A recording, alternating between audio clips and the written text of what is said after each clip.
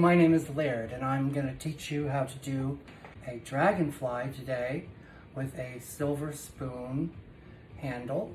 So I'm going to cut to make a dragonfly, I can cut a 6 by 4 inch piece. I have a pattern. Here's my pattern for it. I cut them out on little, those file folders. So it's like a plastic, so it stays there forever. And I have this Martin system set up that I have it marked 6 inches from my cut line. So I'm going to take and I have a straight edge on top here. So I'm going to take my tool and I'm going to score it straight up and down. I'm going to lean my glass down so it doesn't fall and break. And I'm going to squeeze. The score line is right next to this little line here. And you can see, broke it right in half. So this is my 6 inch piece. And then I'm going to cut 4 inches this way. And then I have a 4 by 6 inch piece. Now I'm going to take my pattern and I'm going to set it on back and forth the wings, if you can see how the wings are. So I'm not wasting too much glass. You really do need to get, like when you order glass or buy glass, you really need to buy a little bit more than what you think you're going to use, because you might break a piece. It might not break right for you, even if you're a good cutter.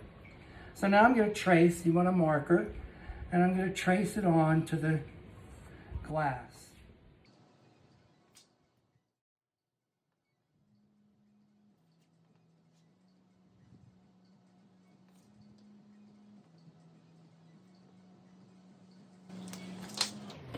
Okay, so my pattern side, so you can see that.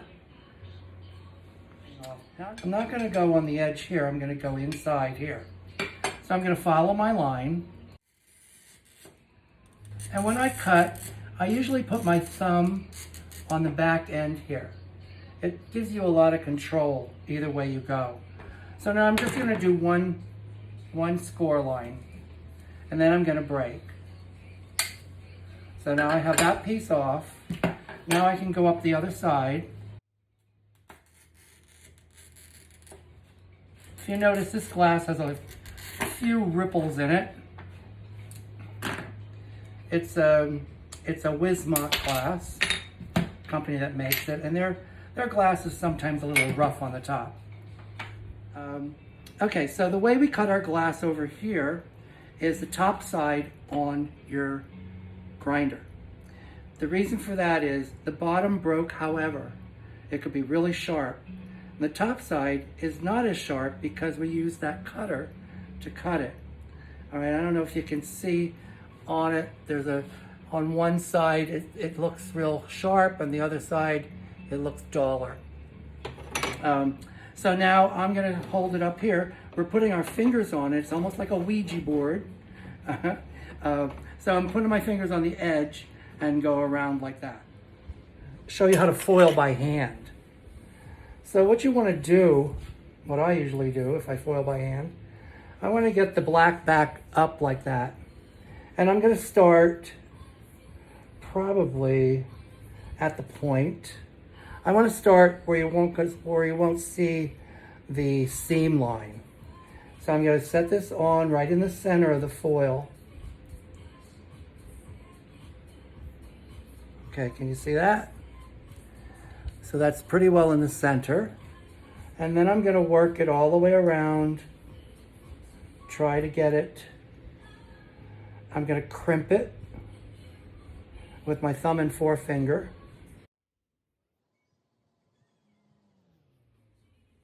I'm just going to pull that tape away, the paper. It takes a little getting used to, but once you're used to it, it's a real relaxing process. Okay, I'm going to overlap it just a little bit. I'm going to cut it off. Pinch around.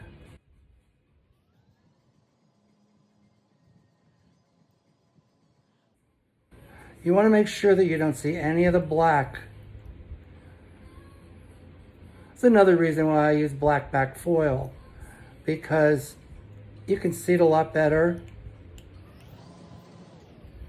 Also, if the black part is showing after you're finished with this, the solder will not stick to that black stuff. It'll only stick to the copper side. See, the side is sort of angled up.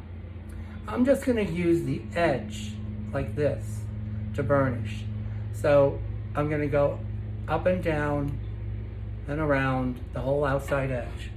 And I usually put it on the table for some leverage.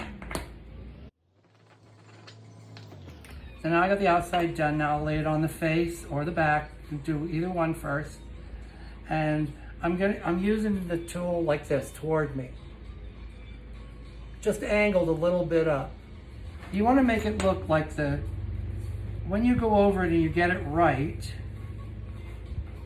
it looks like it's going right into the glass. And you can see that. And the other side looks like this yet. Doing this type of work, I will use a sponge, just an old sponge cut up. Soak it with the flux. You don't need a lot. It's just on one end here. So I'm gonna silverware part, the body, I'm just gonna flux it at the top here where we're gonna attach it.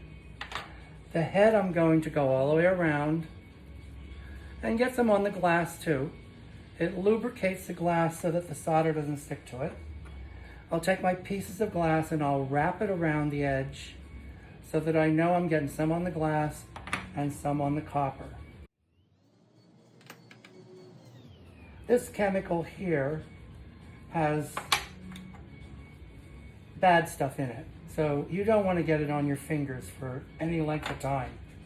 That's why I wear gloves. I do it all the time. So now I'm going to set that together the way I want it. Leave my head to one side and the silverware. Now, I'll wipe my hands off because I got some of that stuff on, and I don't want it on everything, all the tools. So I'm turning the soldering iron on. It only takes a minute for this to heat up. If you can see the blue light there, when it starts blinking, it'll be ready. You always want a wet sponge around you when you're soldering. That cleans the tip of your soldering iron. Okay, so now I'm ready to solder. So I'm going to take my solder and melt a bubble right on the center of the wings there. And I attached all four of them at once. You can see that they're all still together. You want the dragonfly wings to be connected at one point. You don't want them down farther. Sometimes if they're out too far, like away from each other, it makes it just weaker. So now I'm going to go and I'm going to do a bead of solder on the wings here.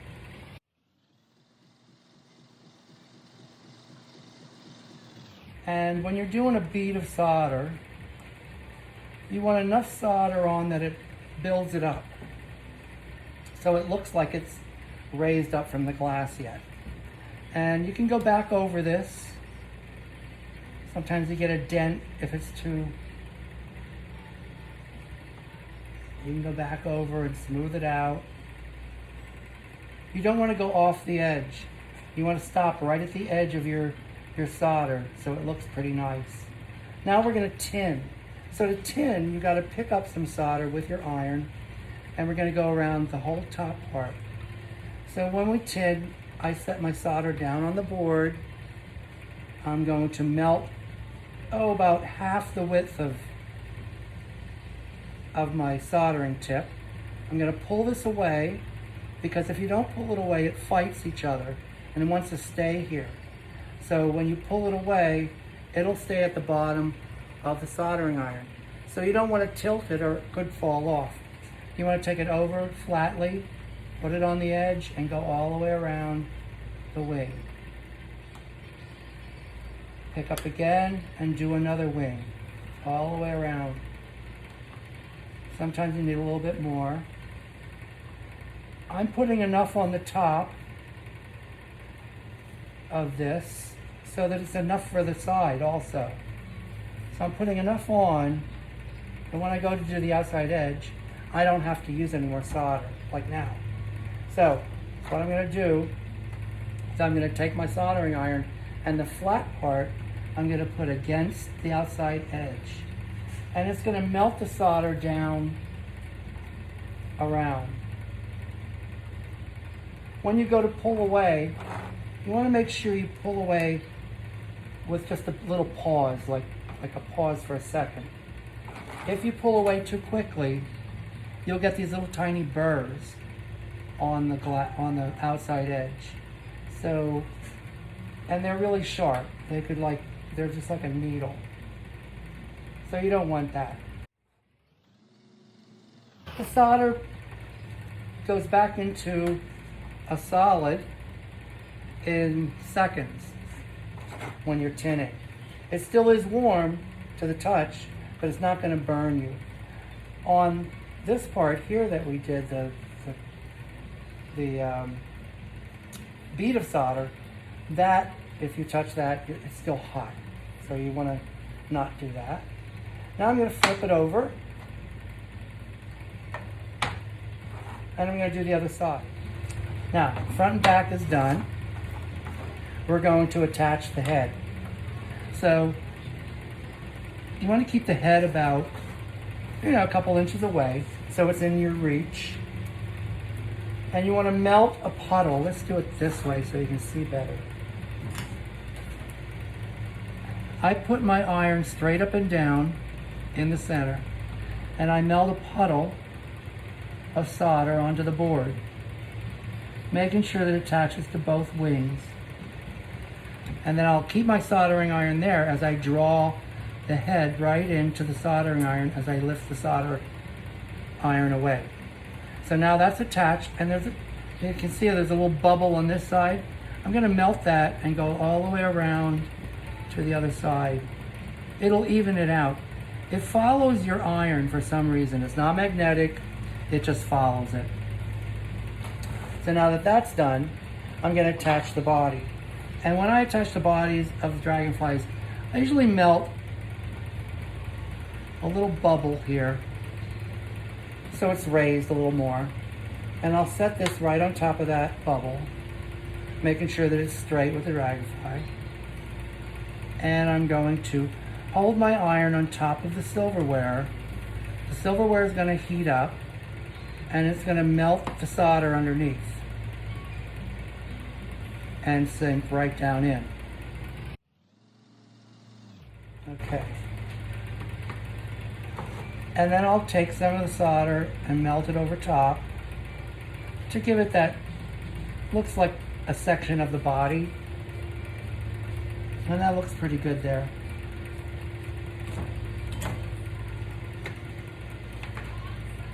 Okay, so she looks pretty good. I'm going to also attach, I'm going to smooth out the back here first. Make sure all my copper's covered. Okay. And then I have these little wire rings to put on the back. So the wire that I use is tinned copper. I don't know if you can see that on here. And there's one. You need to use pliers to put this on, because tinned copper wire will get real hot. You cannot use your fingers. You want to put a little bit of flux on it, just on this side. You don't have to put any flux on the soldered part. And then you want to take some solder and place it in the center. Melt your solder on, take your pliers away, and there you have it.